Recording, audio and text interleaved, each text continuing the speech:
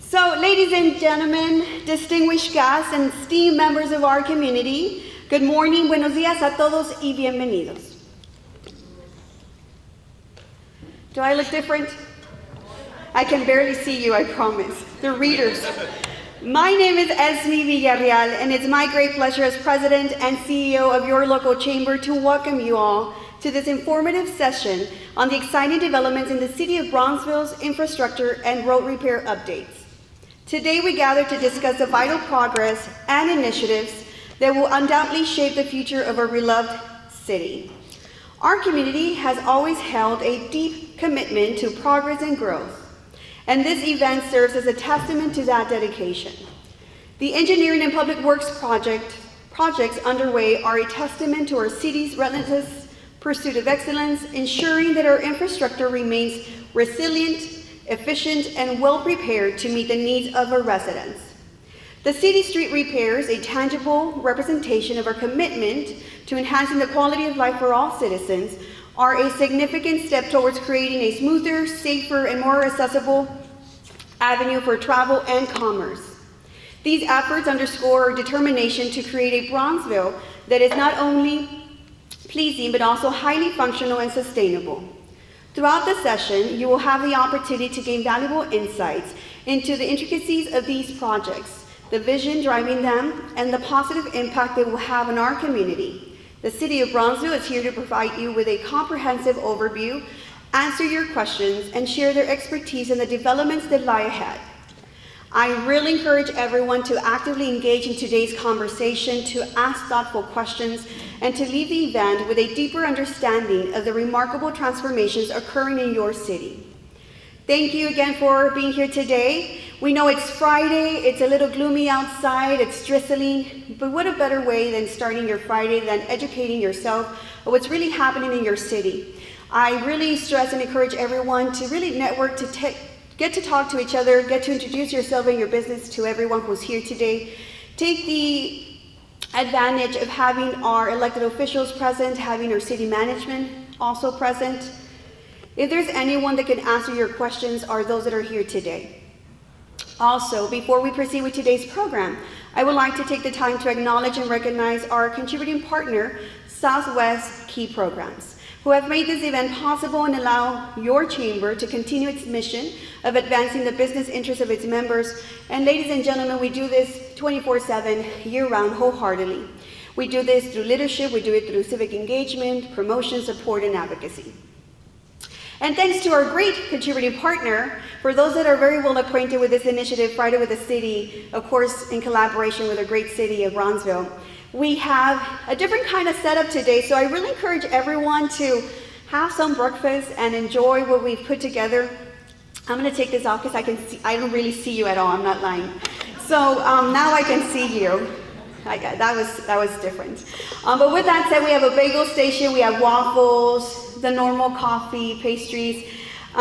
We do this happily every single day. We host our members and non-members, our community as a whole. So my team put together this great setup, and I want you all to please take advantage. Stay behind if you don't want to eat now. We've actually set up strategically some cocktail tables for those that want to cut their bagels or waffles and then take a seat and enjoy today's program. But with that said, our contributing partner, Southwest Key Programs, is one of the largest Latino-led nonprofit organizations in the United States.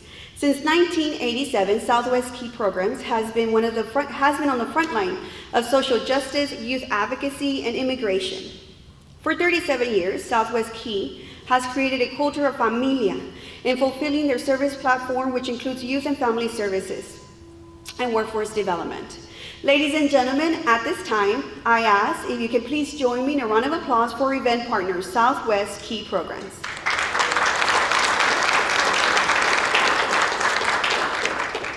I also would like to take the time to acknowledge our elected officials that are present and our city leadership. With us today, we have our city manager, Ms. Helen Ramirez. Thank you, ma'am. We appreciate you. Also, I believe she's here, City of Bronzeville District 2 Commissioner Linda Macias. Commissioner, yes, thank you. And with that said, For those, again, and I sound repetitive, but I feel that we're amongst friends, of course, and our members and colleagues. Part of our formality for every event is really introducing and acknowledging our community partners. I personally feel that everyone is important here. So for all that are here, thank you very much. And let's give yourselves a round of applause. Thank you.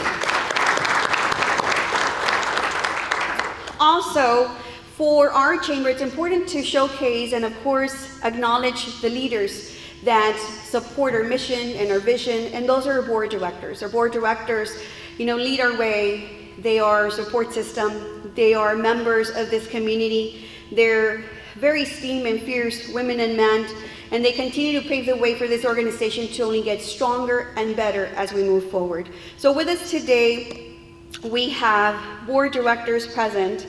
I saw Mr. Ben Peña. Ben, thank you very much for being here today. We appreciate you.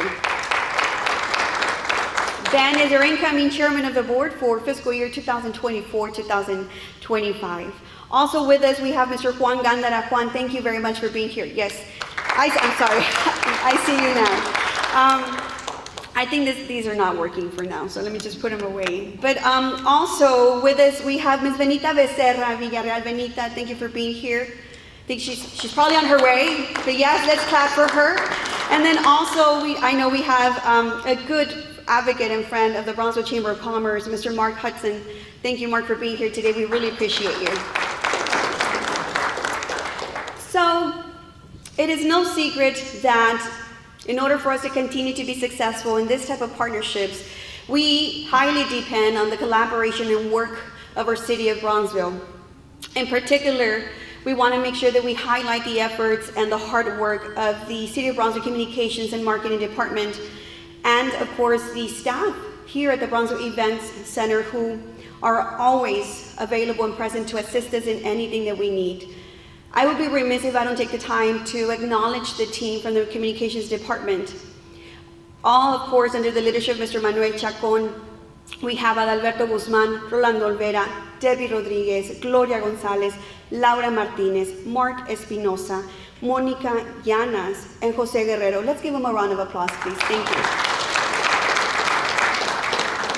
And of course, my great team, who I have the privilege of working alongside them every single day. With us today, we have Daniel Rodriguez, our Director of Marketing and Programs, Astrid Rosales, Membership and Revenues Growth Specialist, Hania Rovello, Special Events Coordinator, Melissa Montoya, Information and Administrative Support Specialist.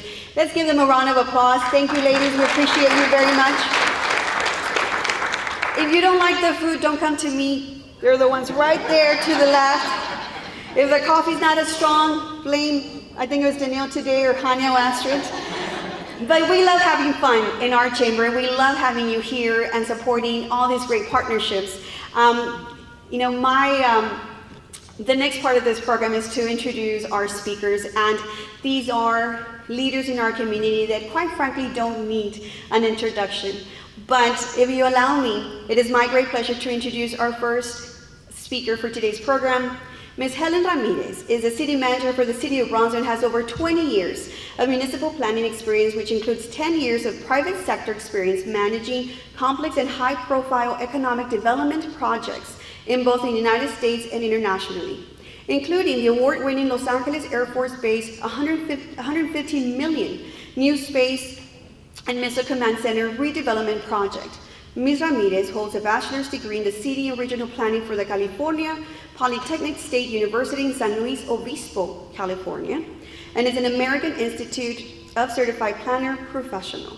She's also a member of the Texas City Management Association, International City-County Management Association, International Council of Shopping Centers, American Institute of Certified Planners, and American Planning Association.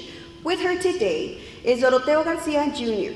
He's the Engineering and Public Works Director for the City of Bronzeville. He's a licensed professional engineer in the state of Texas, a certified floodplain manager, and a registered accessibility specialist.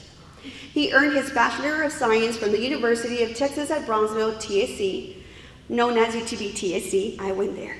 It's been a while. Doro has been working with the City of Bronzeville for 21 years and has previously served as city engineer and overseen numerous construction projects for the city and has been integral in developing our city's capital improvement plans for several years. Mr. Garcia is actively involved in the following professional organizations: the American Public Works Association, the Texas Floodplain Management Association, the Accessibility Professional Association, and the National Society of Professional Engineers. He's also active in the community. Currently, he's president of Hooked for Life Kids Gone Fishing, active board member of Bronzeville's Moody Clinic, and University of Texas Systems Chandler Centurions, past president of Leadership Bronzeville and Bronzeville Rotary Club. Ladies and gentlemen, please help me welcome Ms. Helen Ramirez and Mr. Doroteo Garcia Jr. of the great city of Bronzeville.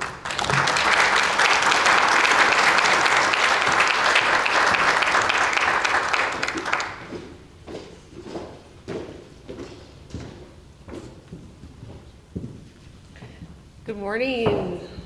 Thank you for being here. I'm going to brag about somebody who's been nominated as City Engineer of the Year for RGV. That's Doro. Congratulations. And you've already won.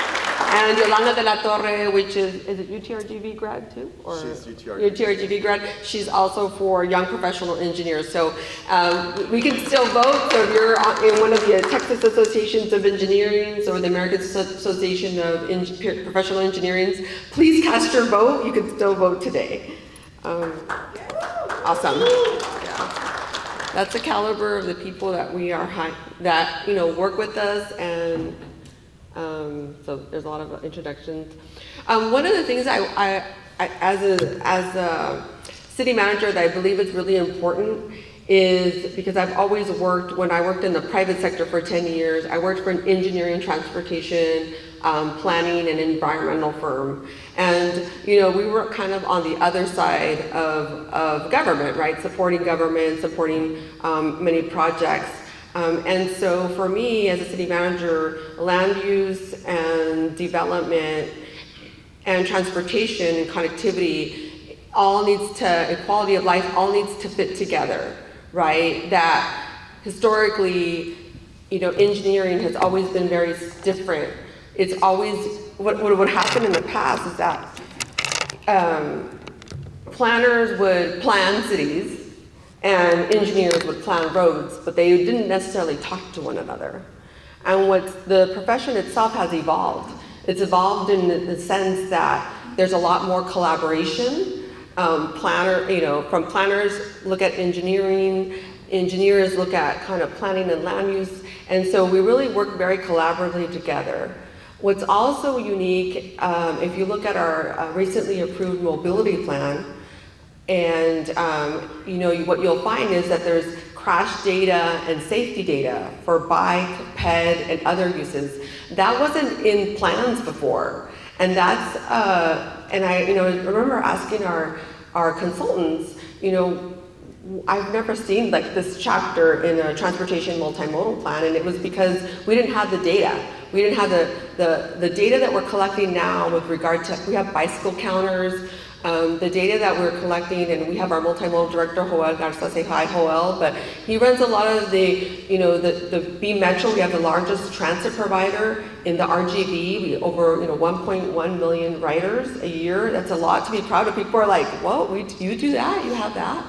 So with regard to transportation, we're blessed. For the size of our city, we have an international, our Brownsville, South Padre Island International Airport. We also have the largest transit provider in the RGV. And we have a very extensive road network. Our city limits actually reach, the coast, the Gulf line. Our growth area actually includes the water, believe it or not. So those are the things, when we think about road and connectivity, we're almost thinking of a regional push, not only the city, but what happens as you kind of get to the edge of the city and beyond the edge. So this is what we're thinking about a lot about, and how do we plan for that? And so I think it's very important that all those, there's opportunities and there are risks with that, right? And when I look at the 15-minute city, I'm very proud that I can take my child to school in 8 minutes, and then from their school and go to work in another 8. Oh, pretty much, I know that's 16, I could add, but basically that's you know, when you have people visiting Brownsville and you say, you know, let's go have a coffee in the middle, you know, your flight's not another 2 hours, you know, people, let's go get a coffee somewhere, and they're like, you can't leave the airport. I'm like, yes, you can. In Brownsville, you can leave, you can have coffee, you can come back, still make your flight, and so that's the kind of city that we have, and that's the kind we want to preserve, because nobody really wants to live in a city when you're stuck 45 minutes in traffic, and I know, because I lived in Los Angeles for a long time, even though my family's from El Paso. So when you look at the 15-minute city, we in the city of Brownsville have 4 districts. That's where we're divided into 4 districts. And what the thought is that every district should have quality roads, parks, trails, educational institutions, right? And places to work, whether it's a small business or a large business. One of our biggest investments this year is in Southmost. Rich Products, which is CPAC products that you may find. They're frozen food product manufacturer. They actually made a substantial revenue during COVID because nobody was really cooking. You know, go out, you would kind of make stuff at home, like, you know, shrimp stuff and appetizers. And they've actually entered a $120 million expansion, and they're off of 14th Street. So what's important is that the city already had envisioned improving 14th Street, right? And so that's what we want. We want that all over the city you can, you know, work, live, play, and be educated in an area where, because I have that, I don't have to cross town to go to work. If I choose, of course, not every job is right next door, but at least giving people the option to really have a great quality of life within their own neighborhood, right? And so, and I'm just gonna make a really quick plug, because you're thinking, Helen, why are you talking about downtown? Well, there's a lot of investment going downtown. The city is spending $14.5 million in water and wastewater, so bear with us. That's coming online very quickly, working very closely with the Brownsville Public Utility Board with that. And that's to upsize lines, right? We have a lot of old infrastructure downtown. We just turned 171, believe it or not. And so, yeah, and what does that mean? That means that, you know, we still have clay lines, believe it or not, right? And we have a lot of deferred maintenance that we have to. You know, the non-fun stuff, the stuff that is underground, right? And so having the investment, over $100 million in investment in downtown, also means that a lot of stuff has to be updated and upgraded, right? And so you're gonna see that. I invite you because we're experiencing a renaissance in downtown, a redevelopment of new restaurants, if you haven't been out there, but something's always opening up, right? And March will be a wonderful month because when we talk about infrastructure, we always talk about also broadband. And the fact that March 27th, we're gonna open our demo center. You're all invited. We'll make sure the chamber sends a personal invitation. But it's, you know, when you think of Google Fiber, they had a demonstration area that showed you what was it going to be to experience that type of fiber connectivity. You're going to have that same opportunity to experience BTX Fiber with our partner-led communities.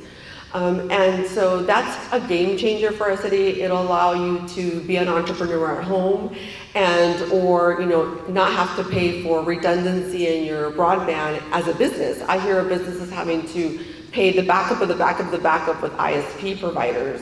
And so at a reasonable cost, we're building up 6 rings of broadband fiber. And that also helps with, that's an infrastructure, because that's an infrastructure that is being placed 48 inches below grade, right, for redundancy and resilience. And it's also an infrastructure that will allow people to work from home better.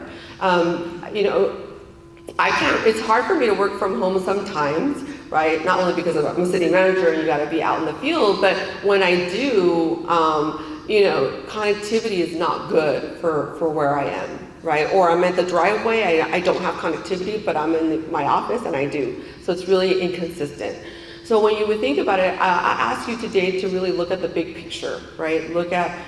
We look at it as a comprehensive way to solve for transportation. That's the only way we're going to really be able to plan for the future. And with that, I'm going to pass it on to Doro, but what I would say is prior to 2020, the city did not have a capital improvement plan. It had it for the airport, and as you know, the airport was inaugurated in January of 2021. The capacity of that airport increased. But we've been behind in the times, right? And I'm not gonna place blame on anything, it's just our reality. You know, our reality is that we're catching up while we're also planning for the future. So I always talk about you're fixing the foundation and planning for growth at the same time. What does that mean?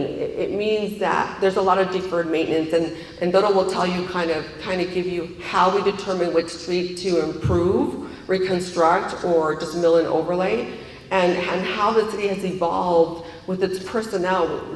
Engineering Public Works is one of our biggest departments, and they are doing a lot of work in-house, and for them, I really want us to recognize them, and because you know, they're actually fixing a lot of our deferred maintenance themselves in-house with the appropriate equipment and with the appropriate training and the appropriate leadership, right? We have 4 values in the city when we think of our organization: innovation, communication, participation, and trust. Those values allow for our workers to decide when they're milling and overlay, to decide like, maybe I should patch that last little bit that needs to be patched, even though it wasn't on the original plan, right? So those are the things that we're doing that are changing it. But I want to remind you that we didn't have a plan prior to 2020, which means we had to start a new plan. And actually, we're finishing that plan and starting another 5-year CIP. So it's very exciting because we can, in a very transparent way,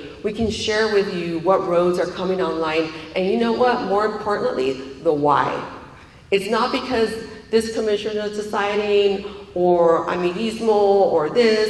It is because it's the right thing to do, and it's because there's data to substantiate why that road should come in before the other road. Or why, you know what, we needed $4 million more of funding before I could fund Old Highway 77, which we're finally there, by the way. So those are the types of things that I really want you to think of: the cost of reconstruction, the reality, and that really the pie on how to pay for that is not only government. Because if you rely on government, it'll never get done. Not because we don't want it to get done, it's because we don't want to increase your property tax. In fact, we've lowered it the property tax rate has been reduced for 4 consecutive years in the city. So there's a give and take. The state of Texas has capped us with Senate Bill 2, the amount of property tax we can collect, believe it or not, right? And so we've lost $1 million because of that Senate Bill 2, where historically we never had. That's for existing property values. New property values, it doesn't cap you, but it's existing, it does. And so there's it's important to think of, we're still gonna have to bond for projects, even though we are looking at a capital recovery fee, which I'll talk about. But if everybody puts a little bit in the pot, the RGVMPO, TxDOT, the city, you know, through our property tax, our sales tax, you know, it's where's the pot, and if everybody puts a little bit in the pot, we'll get there faster. But at the end of the day, the price tags, inflation it keeps going up. And how do we catch up with that? So please just keep an open mind about that as we go through this presentation. Thank you.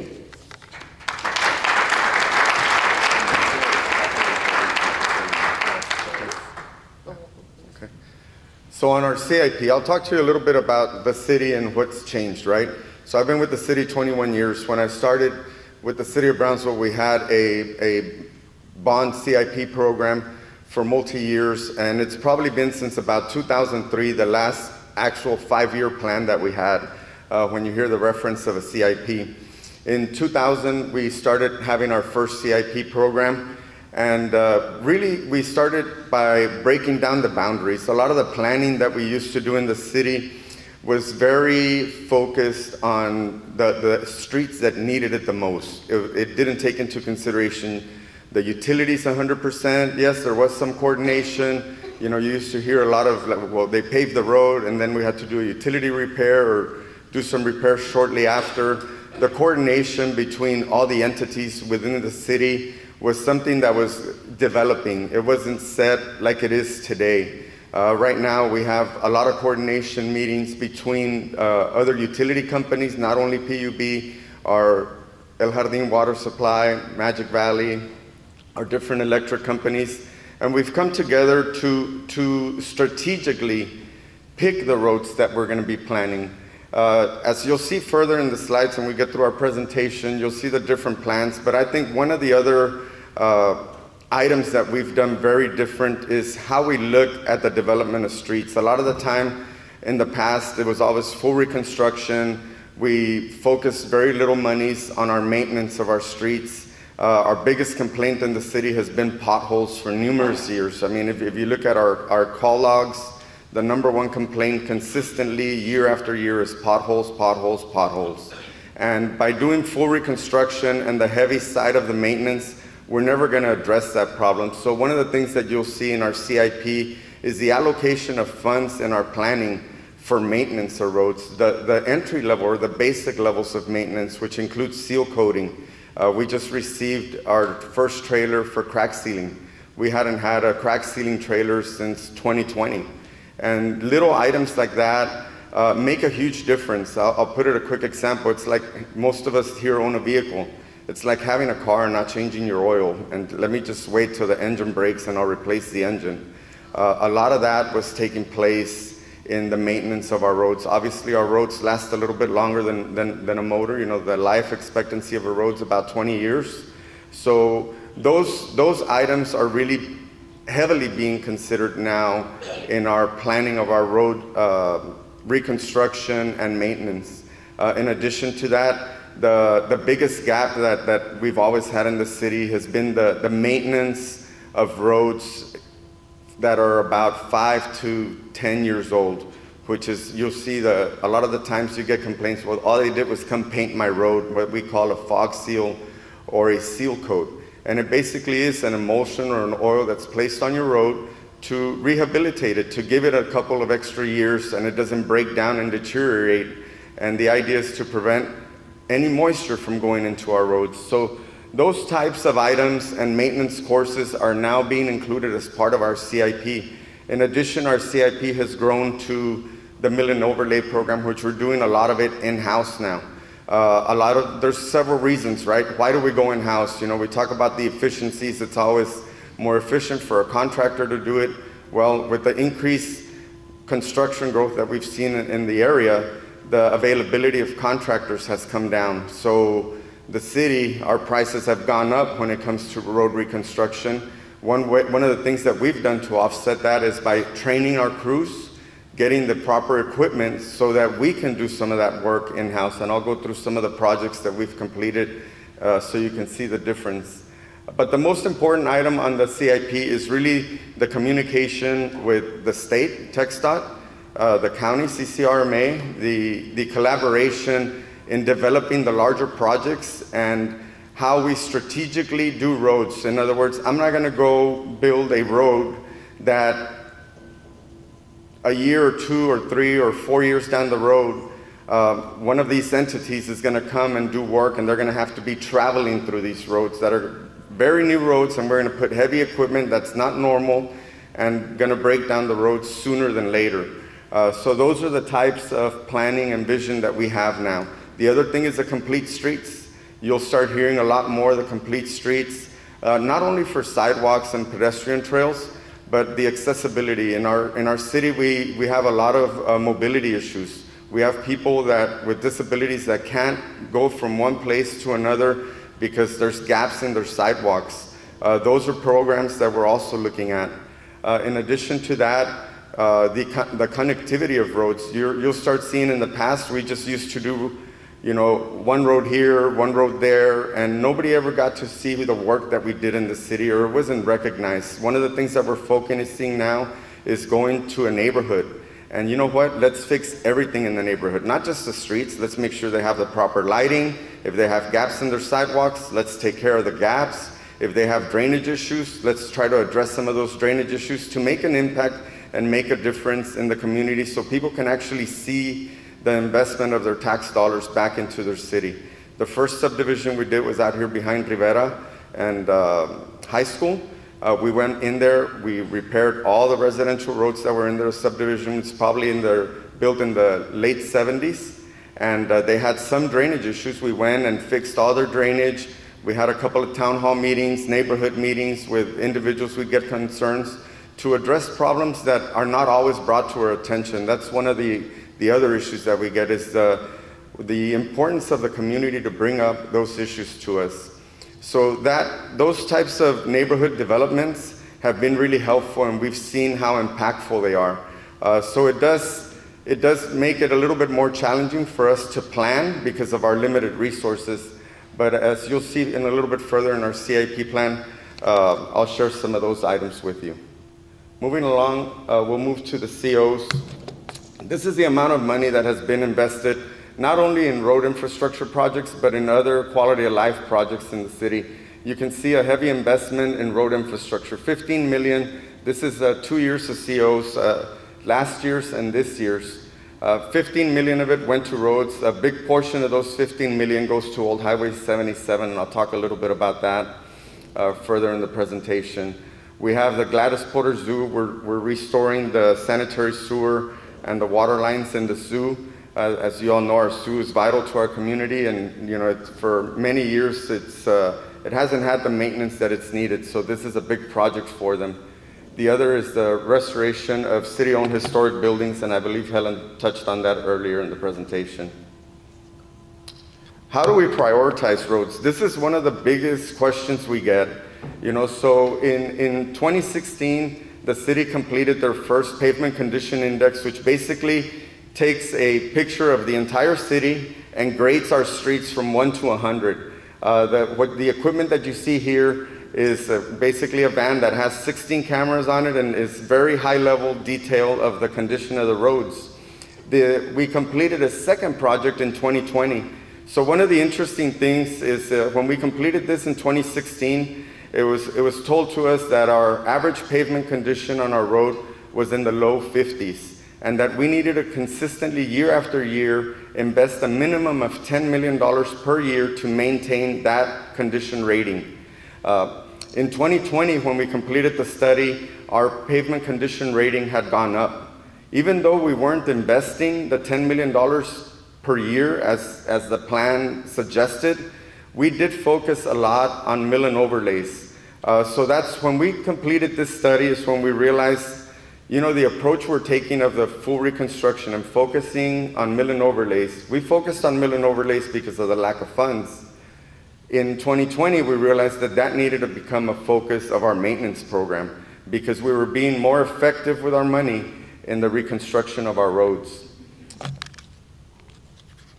So this is the results of the study, and it gives you a brief idea of the conditions of our roads in the city. So you could see we grade them, the colors make it a little bit easier. Green to good, the darker colors go to roads that are unimproved. Unimproved roads are more of your rural, out in the county roads that have not been touched, or they're not in the county, they're in the city, but they feel like they're in the county, right? The roads that are very poor, that's probably like your Old Highway 77, 14th Street.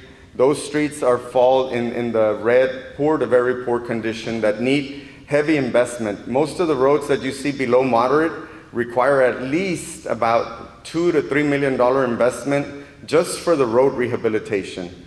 Okay, what you see in the peach and yellow fair modest, those roads are what we do mill and overlays on for the most of the time. And the mill and overlay, right now we have a big variation of cost, and the reason is just the materials and that the mill and overlays were also including some spot repairs. That's why you see the fluctuation. But you're looking at that for about $250,000, $250,000 to $500,000, we can do 1 mile of milling and overlay. And then the good to satisfactories where we get our crack sealing and our seal coating that we are starting a program on. And on those items, we'll probably spend about $200,000 per year for the entire city. And that we're going to focus on roads that we've worked on in the last 10 years only. You can see this estimate. This is for the entire city. If we were to reconstruct every road that we have in our city limits, in 2020 it was $565 million. Right now, that number's in the excess of 800 million because of inflation. So this gives you, if anybody wants to see these further or pay a little bit more attention to them, we can discuss them afterwards. Oh man. Can you go back on this, Manny? Yeah, it's not, there you go. One forward. So this is the program that we completed in 2023, and you can see a listing here of the projects that we had with the first set of mill and overlay funds and full reconstruction funds. The first column is our CIP. In 2023, we decided to take we didn't spend 3.6 million on design, just so you all know. We spent the 3.6 million, but that we completed the design on all of those streets, knowing that there was going to be funds available in the years to come. And based on those streets that you have there, Old Highway 77 is the one we prioritized. And the money that was not used for design is being carried over to use for the construction of it. We have just started the construction of Stagecoach Trail, and we have the design for Coffee Port Road expected to be completed towards the end of this year, and we're hoping to get some funding for that in 2025 or 26 for the construction of Coffee Road. On 14th Street, like Ms. Ramirez stated, is a street that there's a lot of I call it's our unspoken of industrial corridor. There's so much industry there that's disregarded. The roadway conditions are decimal. I mean, it's in really bad shape. So we prioritize that road for the needs that we have in Brownsville. One of the additional things that's unique on that corridor is that we're going to build it as a complete street. Everything that you see on that column will be complete streets. Will include pedestrian connectivity. I was honestly surprised at the number of people when we met with the individual owners on 14th Street, how many of their employees actually utilize bikes right now to get to work, which was a pretty interesting fact because it's not as common as people think so here in Brownsville. The Wild Rose is a project that's slated to begin probably in July or so. When we get to the mill and overlay, this is where it's really interesting because this is directly work that comes out of our employees from the city of Brownsville. Like I mentioned earlier, on 2023, you're going to see a lot more capital than you will in 22. On average, we get anywhere between 750,000 to $1 million per year for mill and overlay. And this particular year, we had some funds that were unspent and that needed to be utilized, so they prioritized them, or your commission prioritized them to streets. And that's why you see the larger number of streets on here. I won't go in detail with the streets, but I will touch the benefit or the savings that we have of doing them in-house versus contracting them out. The average savings is anywhere between 33 to as much as 56% of what we've seen on our street reconstruction. In 2024, you can see the capital amount improves for full reconstruction because we're actually getting into the construction of the projects. Old Highway 77. If I can tell our residents one thing is just be patient while we do the construction of that project. It's going to be about an 18 to 24 month construction project, and it'll be a completely new road, 3 lanes. Right now we have 2 lanes barely, concrete, and it'll include a 10-foot trail on the business side or the side closer to the expressway, and a 5-foot sidewalk trail on the residential side. And this will be from FM 802 to Morrison Road, and it will also include some additional improvements on Morrison Road to help alleviate some of the congestion there at that intersection. Then we have Stagecoach Trail, which just began. That road is going to be closed from about the end of February to early August. It should be a pretty quick construction project. And once again, that road will be a 3-lane road. And the only reason it's 3 lanes is because we're going to create some turning lanes to help the flow of traffic in that area. And for those of you who use it, the intersection, when you get to Alton Glore, currently it's only 2 lanes and it's a little difficult and it stacks up when people cannot turn to the right very easily. On the mill and overlay portion of the streets, you can see if you notice the location of the streets, you'll see them where they're grouped closer to each other. That's one of the changes that we've done in the city and how we plan. And it's been really successful for us because it really helps us maximize and be able to do more streets more efficiently for our community.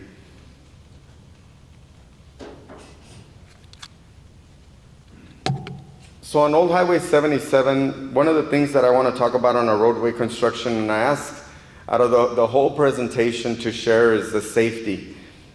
We did have one of our employees get hit by a car about 2 weeks ago. The safety on our roads is, we've spent a lot of time and effort on the preparation for our roadways. On Old Port Isabel Road, we had one of our employees get hit. They hit 6 cones before they hit our employee. Fortunately, he wasn't injured. He got hit on his arm and his right leg. And we try to do a lot for driver awareness, but at the end of the day, there's so many distracted drivers out there.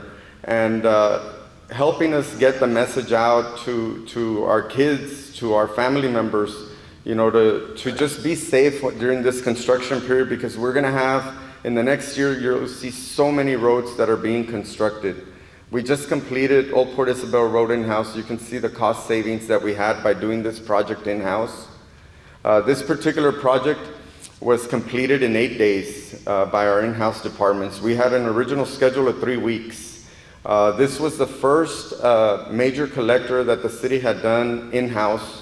And I'm sorry, it was not Old Port Isabel. Price Road was the first one. This was the second one that we completed. And this one we completed in 8 days from start to finish.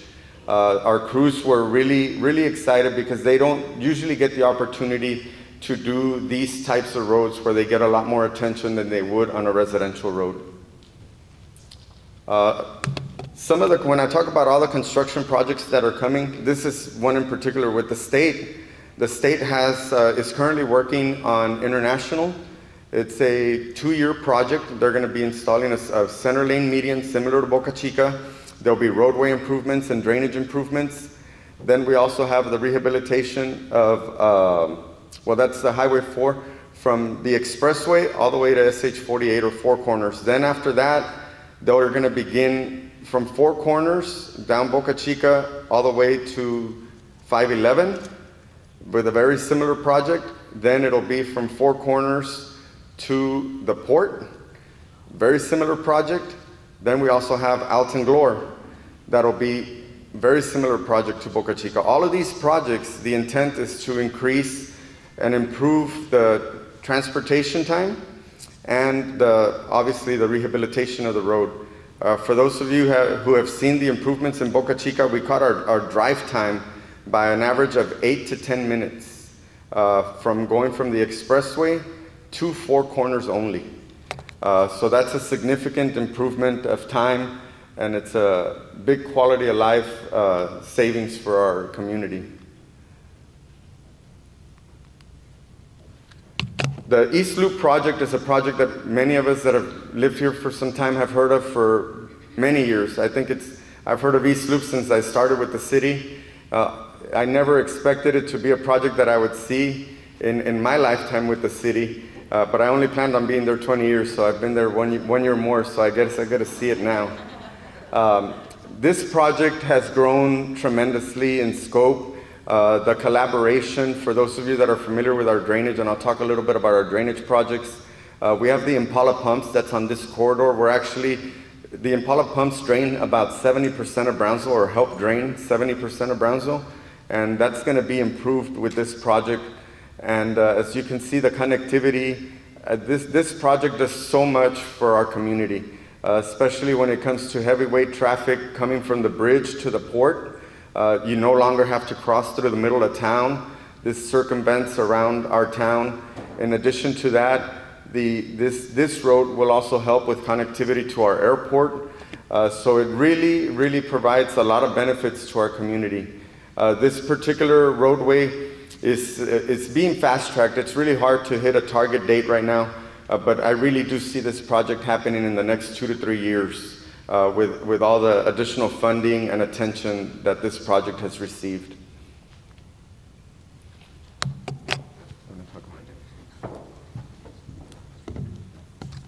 I'm going to go back a little bit to one of the slides because it speaks to funding. So here, if you look on the right side, there's CDBG, that's Community Development Block Grant. That type of funding only allows it to be spent in low mod income census areas. So while our, whether it's general fund or additional sales tax that we have as a city, because it's gone up like 15% every year.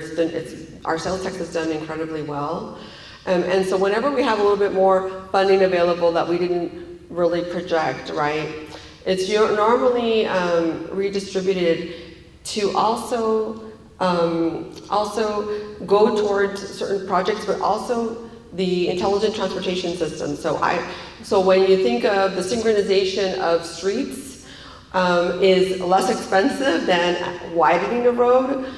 And so that's very strategic for TxDOT, and it's strategic to the city. I would say that of the over 160 lights that we have, traffic lights, I would say like less than 10% is really synchronized.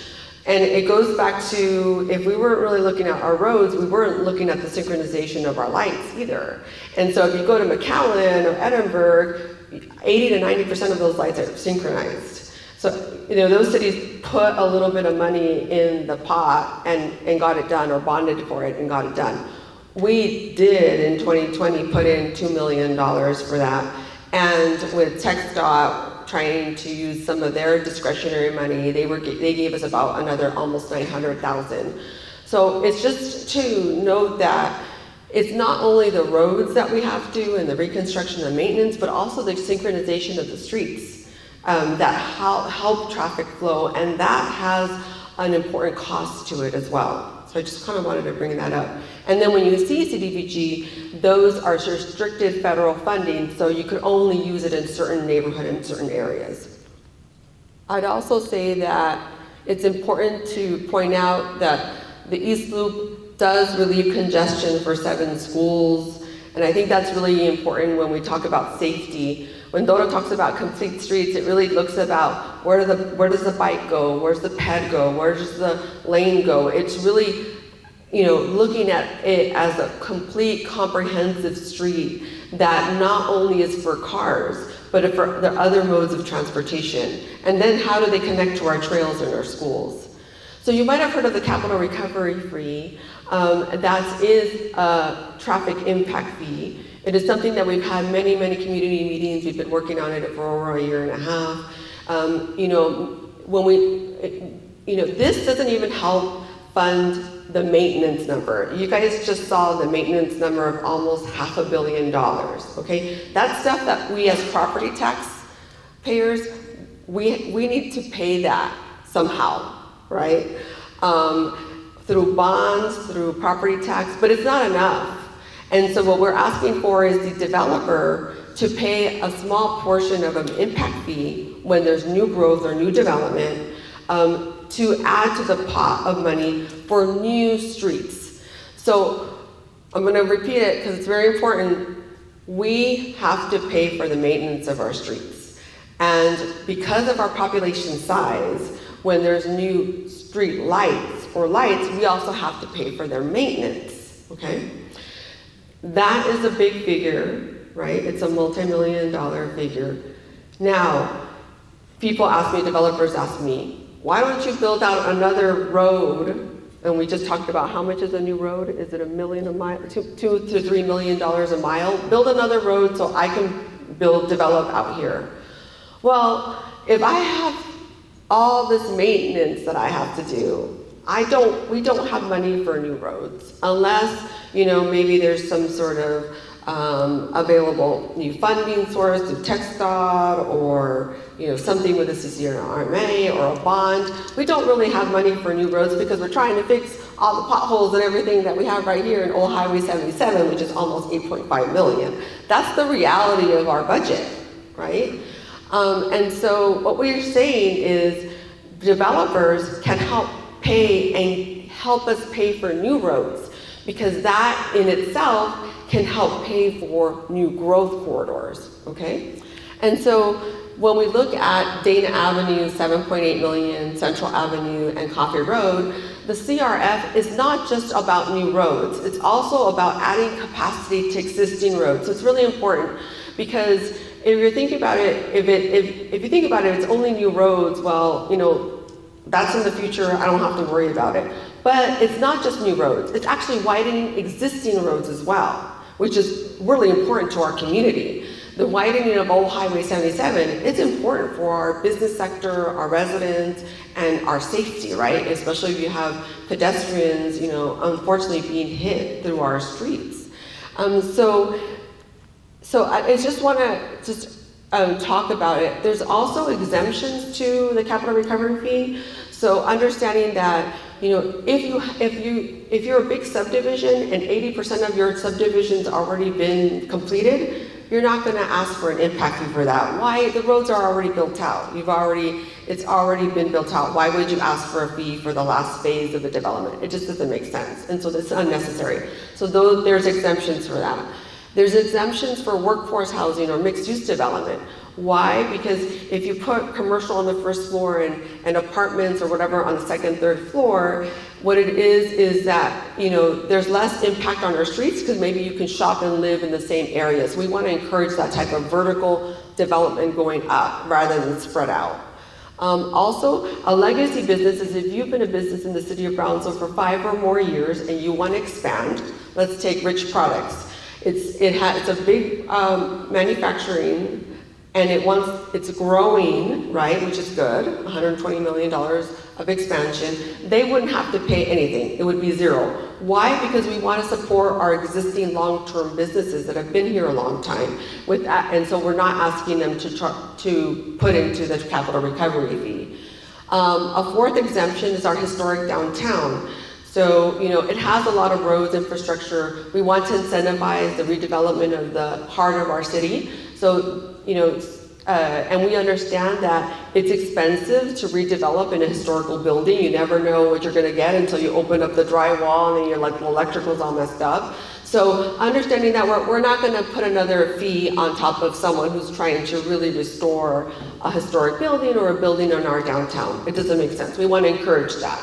Okay? Affordable housing. If you have a tax credit home, apartment complex, or a rental property that is, you know, for affordable housing, the state actually has certain guidelines from the Housing and Urban Development that says, you know, if your rents are this much, or if you're selling a property to a low and moderate, you know, low income group level, and they have a specific criteria, then you would be exempt. The new construction would be exempt, because I want you to understand that this doesn't affect existing. Nobody existing has to. None of us that has existing property, companies or homes would have to pay the fee. It's for new impacts. If I have a logistical company with truck traffic, they would need to pay, right? If I have a new commercial development, a new Target or Lowe's or what have you, they would have to pay, right? But they're also impacting our intersections. You know, maybe I need to put a new traffic light now because they brought in new traffic to that intersection. So they should need to pay a certain, and we're only asking for 10%. We still got to pay the other, you know, 90% of that, right? So it's a small amount. We wanted to start small, right? That's the proposal, because you don't want to go from 0 to 100. That's not right. That's not business friendly either. We said, let's start small. Let's see how we do. And can we build up money to at least pay for the design or pay for, you know, it's not going to pay for the full reconstruction because we still have to bond and come up with money for the rest. But what can it help pay for? Maybe some utility, engineering, something while the city still bonds and has to come up with money through sales tax, portion of property tax to pay for the actual construction. So those are the kind of things. And finally, you know, we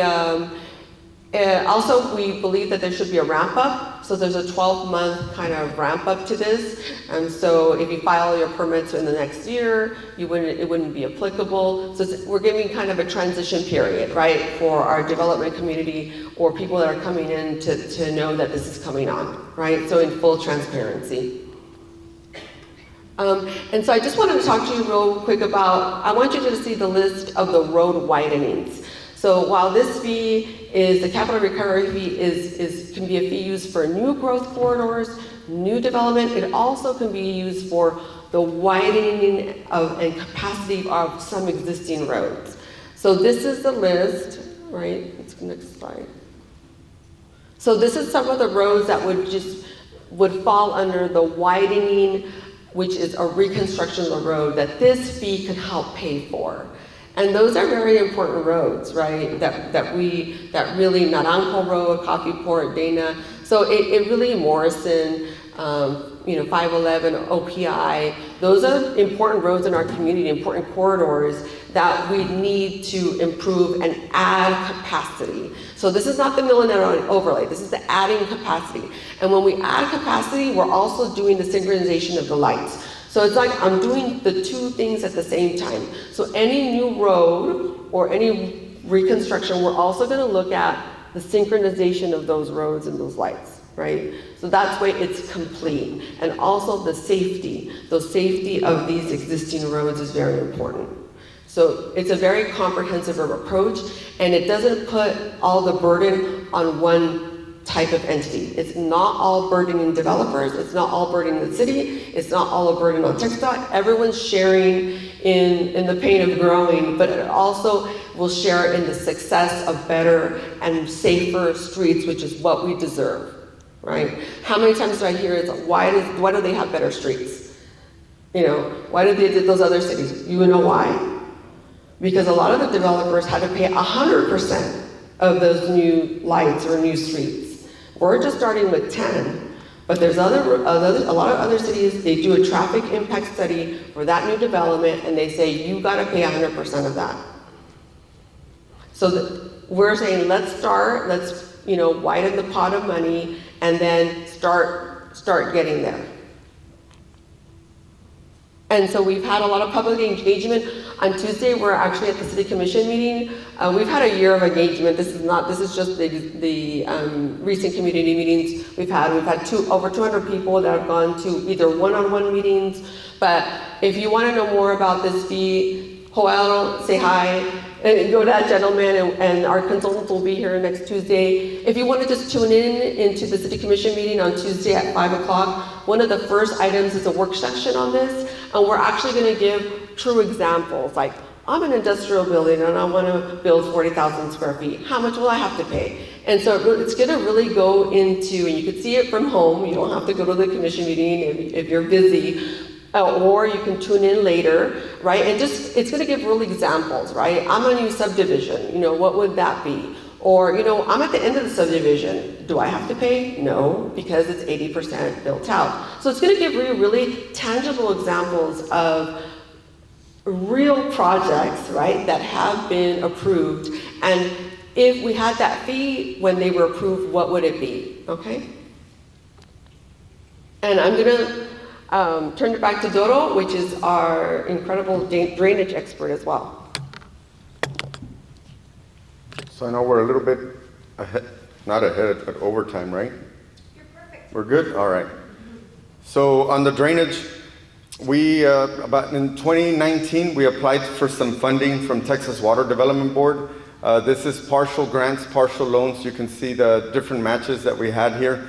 But these projects here are now getting ready to start construction. The Impala pump station is the only one that's going to get pushed back about a year and a half, or that'll be in line with the construction of East Loop because of the changes to East Loop.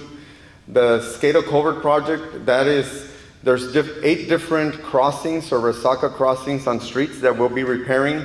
This is the first phase. The second phase will come in the second presentation right now.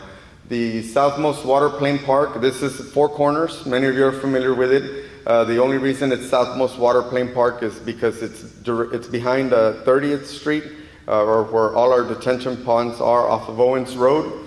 And but this will help alleviate flooding on the Four Corners area in particular. A lot of these projects that you see here are very regional projects, even though they're focused for specific areas. When in the way drainage is across Brownsville is, if we fix or alleviate flooding or create detention for a certain area, indirectly it's going to impact or benefit areas that are downstream from it, because it'll keep that water that would normally be held there or go downstream quicker, it'll be held back there for a certain period of time to allow these other areas to have their water drain out properly, or give it a little bit more time to drain out. The West Brownsville drainage is a project that's going to help drainage on 17th Street. This project is by the PUB reservoir, and right next to it the city has bought a property so that we can divert the drainage from 17th Street in the downtown area. That helps approximately about a 20-block area along 17th and Elizabeth Street. That project is fixing to start construction probably in around July or August. You'll start the groundbreaking for that project. This is the second phase of the projects for the Texas Water Development Board. We just completed our flood study. That flood study, so the state, the way that a lot of the times, in the past we'd get the complaint, why are we doing so many studies? We have another study that we haven't implemented. Well, the state requires us to do the studies in order for them to provide funding. Our last study that we had was in 2012. This one here was a little bit different because the state funded studies for the entire state.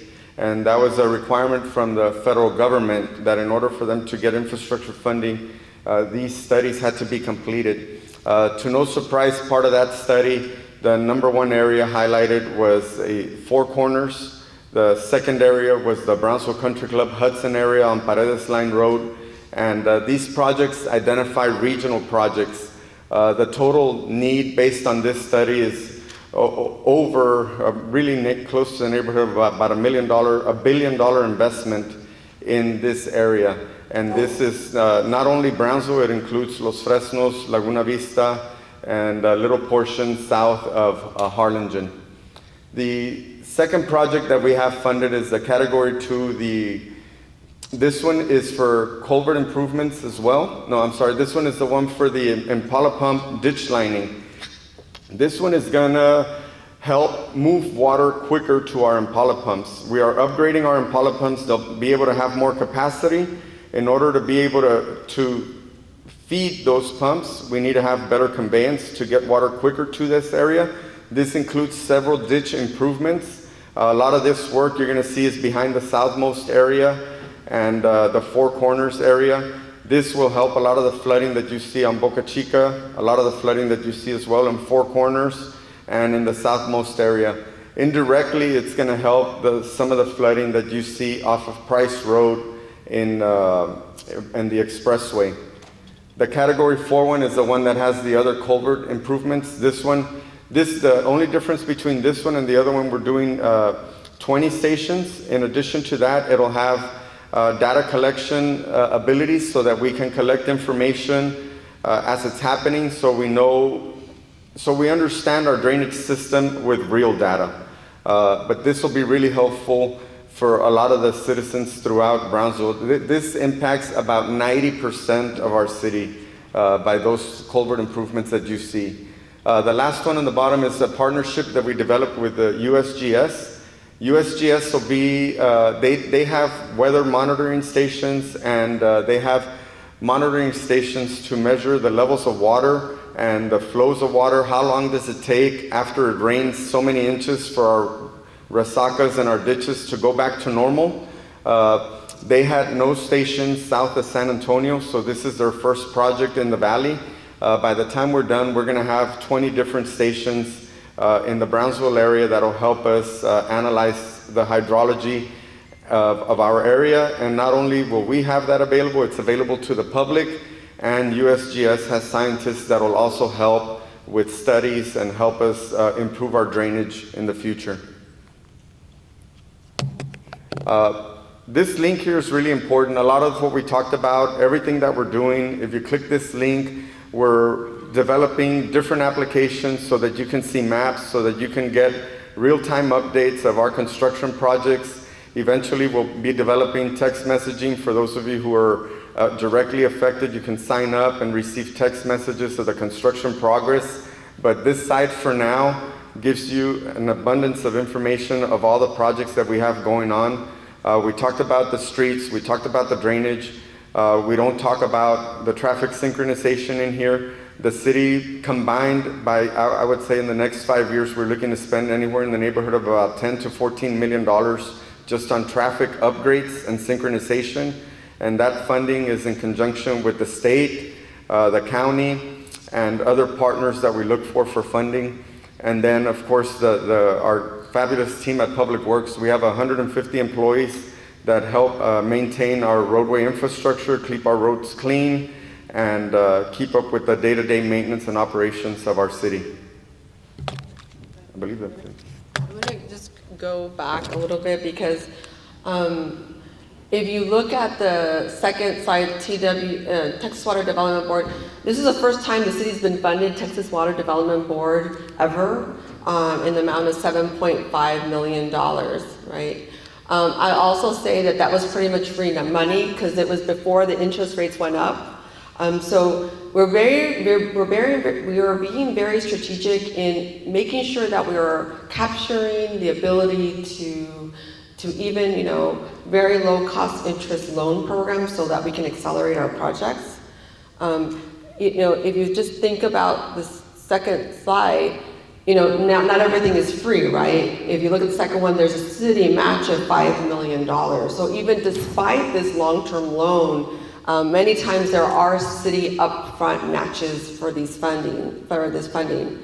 So, we try to use every type of, from grants, from state loan programs, but one of the things that we feel, because there's such a large number of road widening and new construction, that we will be going out for an infrastructure bond in November. That bond, we have enough capacity that we would not have to increase our property tax rate, which is a good thing, right? We have enough capacity. We have a healthy budget, but there's a lot of deferred maintenance that we went over with you. So we need to accelerate that, right? And the only way we can accelerate is we can bond our future property taxes to pay for that, right? So please, I think that's really important to support to understand the bond, and if you want to support it or not, that is of course your option. I'm not here to advocate for it other than to say that to educate, and if that's something that you feel it's important, it will be on the ballot in November, okay? And that's all. I think we have a few questions, and I'll turn it over to Esme. Thank you.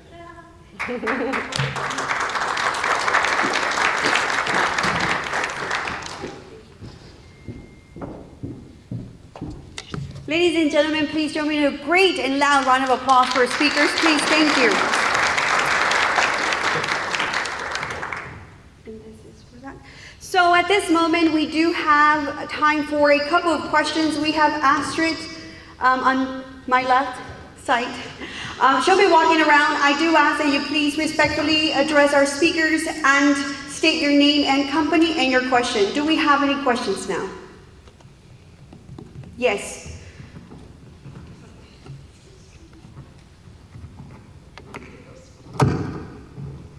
Yeah, my name is Bob Anzac. I'm concerned about Old Alice Road. It's in really decrepit condition. It's got a heavy traffic flow, including buses, and yet I note that it's not down for the reconstruction this year. Can you tell me why? So Old Alice is slated for 2027 funding. We're completing the design on Old Alice right now. We expect to have that design completed towards the end of this year. We do have several utility concerns that we're working on right now. So when we do Old Alice, it will be from the expressway all the way up to FM 802. We are considering doing a mill and overlay from the expressway to right past the Sam's because the conditions in that area are pretty bad. And don't think that section of the roadway will hold up till 2027. But that is when the full reconstruction of that project is slated for right now. It may get accelerated depending on the outcome of the bond because it is likely one of the streets that will be placed in that program for funding.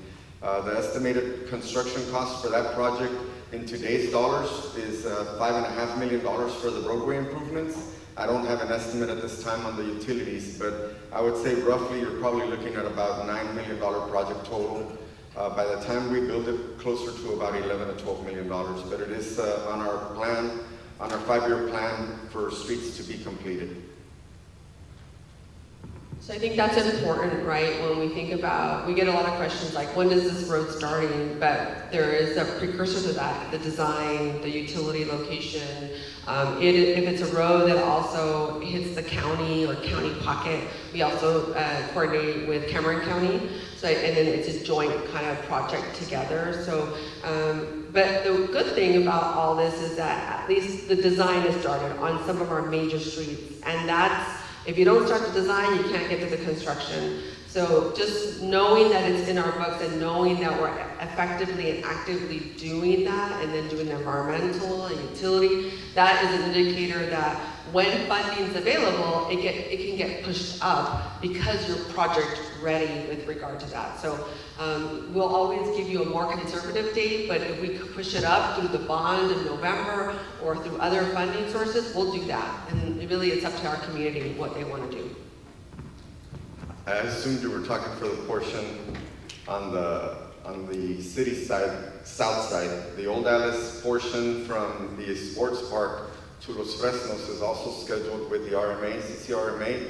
That is a larger project. I don't have the exact start date for it, but I believe on the calendar is like 2029 for that portion of Old Alice as well. And that's important because it hits some of our major areas, such as the sports park, right? And there's some county areas, the Greater Brownsville Incentives Corporation has areas. Also, all the way, you know that we have the Medeta big master plan community. So Old Alice, from that end, will really open up growth and connectivity to the north of the city as well. Thank you. Good morning. My name is John Rodriguez. I'm an agency with Allstate. Here's a question. When it rains, we all wonder, where does the water go? How much can we save? Because it's a critical stage about Falcon Dam. It's so low. If nobody has driven to Falcon Dam, it is pretty sad looking. So where does the water go? So that's a very good question. And it's really a delicate question to respond to for a couple of reasons, right? We try to anticipate how much rain we're going to have based on forecasts. The most critical time is during hurricanes, right? To answer your question quickly, most of the water goes to either the resacas or to our ditches. And then from our ditches, the ultimate outfall is either going to be to the bay by San Martin Lake by the port, or it's going to be either to the river. Probably about 30% of Brownsville drains to the river. The remainder of it drains eventually to the Gulf, okay? That's where our water goes. But what do we do to manage it, right? I think is the more important question. So during hurricanes, we have the ability to drain some of our resacas before a hurricane. But we run the risk. If we don't get any rain, we just lost all that water. During a rain event, how much water and how long do we want to hold it for so it doesn't flood neighborhoods? We hold as much as we can within the capacity that we have right now. PUB has been the Resaca Restoration Project for many years, and that project itself is going to create additional capacity or try to restore or recoup some of the capacity that our Resacas once had.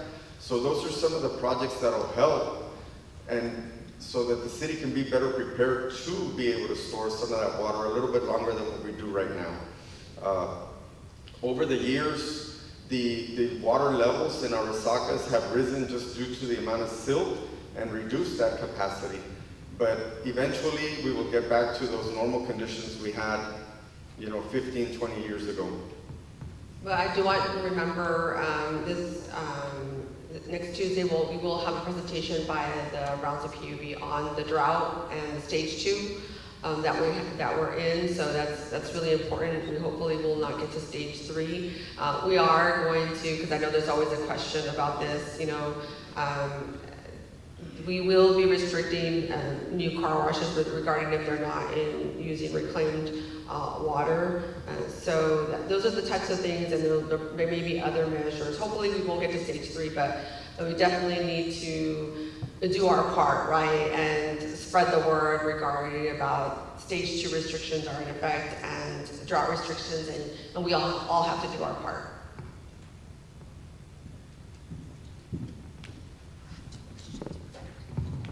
Okay, so do we have any other questions?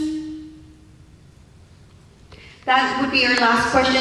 We did receive 2 more questions on behalf of our audience, and upon Ms. Rose Timmer finishing her question, I'll go ahead and ask you guys those 2 as well. Hi, I'm Rose Timmer. You look very good. I am so proud of you. But I wanted to know, I live off of Old PI, or Old Port Isabel Road,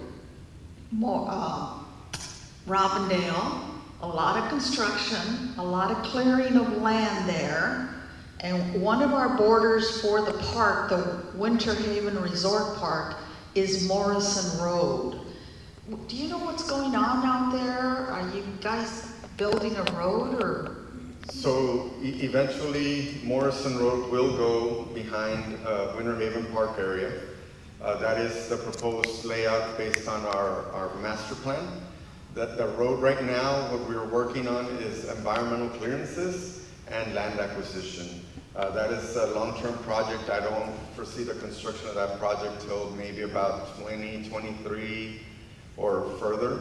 But most of the planning that's taking place right now is land acquisition and environmental testing.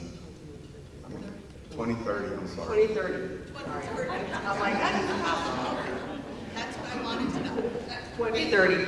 But like I said, if we have other funding, we can accelerate projects. Thank you. And now, Helen and Lauderdale, we did receive a question, and it reads, with the recent announcement of the second cost rate being approved by the Texas Department of Transportation funding, will this affect property owner taxes or anything of that nature, or will residents be able to relax a little knowing that funding is going to come from elsewhere? The quick answer is no. No, I'm going to defer to that. We don't, that is not in our city limits. And I went over that we can't pay for roads that are not on the city limits. So yes, you can relax. It's not going to be on our dime. It was, you might have seen news that TxDOT had a press release. Look at it. It was released in February, talking about it being functionally declassified, which means, what does that mean, right? It means that TxDOT can use its own funds to pay for that. As you know, the state of Texas does not like toll roads. They put restrictions on toll roads, and so they are, like I said, that's good because it's a road that can be paid by the state tax dollars and not. What I will say in the article, it does talk about SPI, the CCRMA, which is Cameron County, helping pay for the environmental or some of the initial work to get it going. Like I said, to get it going, and so they're paying for it, but not City of Brownsville. We benefit from it, I'll tell you that much. You know why? Because if you go to one of those maps that you saw at the beginning, our city limits goes all the way over there. And our growth areas also grow. So actually our growth areas and our city limits, that the conceptual alignment crosses those. So we have a lot to gain, and it will really be very good for our regional economy, because it's not always about, like I always say, roads cross different cities and they cross counties and cities, but it still affects the same people, right? Our ability to move in and around our community. And so what's good for the county in terms of infrastructure or those cities is also good for the city of Brownsville. Thank you. Second question and comment received states, with Brownsville continuing to grow, are there any plans to develop or work on any streets, neighborhoods on the outskirts of Brownsville? The area by the RV Park off of 511 is prime for development, which the city would benefit from by investing in roads and access. Giving residents access to that area so that further development can occur would increase property tax values in that area and benefit both landowners and the city of Brownsville. Sure, it's always the chicken and egg, right? So when we talk about the capital recovery fee is, we do have developers that are acquiring land in and around that area right now. So you'll probably see the first quarter of this year or second quarter, a new development being announced. Within those developers, they are looking at paying for those roads, which is good because they're going to be the ones benefiting from those roads. I'm not saying that the city doesn't benefit from improvements to the frontage road, but really it's mainly if you're going to put 3,000 homes and over 200 acres of commercial development, you should help pay for some of those improvements to the frontage road and to the connector road because you're benefiting from as a developer of that and that neighborhood. So those are the things that, do we support the voluntary annexations that we are? We absolutely do. And much of the city, what it provides for those neighborhoods is, or any new neighborhood, is police, fire, library services, parks. We have to maintain all that, right? And I would say almost 60% of the city's budget is only personnel for public safety. So that's really important for you to realize when you look at a city budget and try to understand a lot of the operating revenues go to just basic services that we need in our neighborhood to keep us safe and keep us on to continue to be one of the safest cities in the state of Texas for our size. Thank you. Thank you, Helen and Doroteo. Any other further questions? One last question. I know Astrid is with a microphone headed your way. William, should be right there.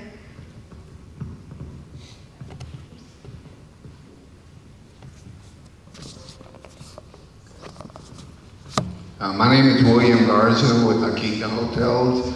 I just want to know who takes care of speed humps in the neighborhood.